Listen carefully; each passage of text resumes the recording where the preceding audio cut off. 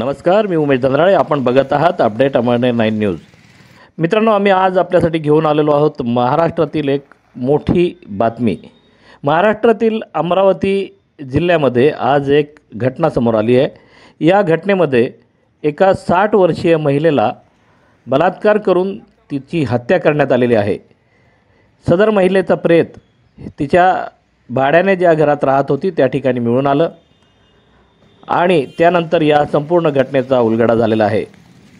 महिलांवरील अत्याचार महाराष्ट्रामध्ये थांबण्याचं नाव घेत नाही आहेत आणि याच अनुषंगाने कठोर कायदे पुन्हा एकदा करण्याची जी गोष्ट आहे किंवा मागणी आहे ती पुन्हा एकदा जोर धरू लागली आहे. तर बघूया मित्रांनो, ही संपूर्ण घटना काय आहे आणि या वयस्कर महिलेवर अत्याचार करून तिची हत्या कोणी केली याबाबत हा एक वृत्तांत.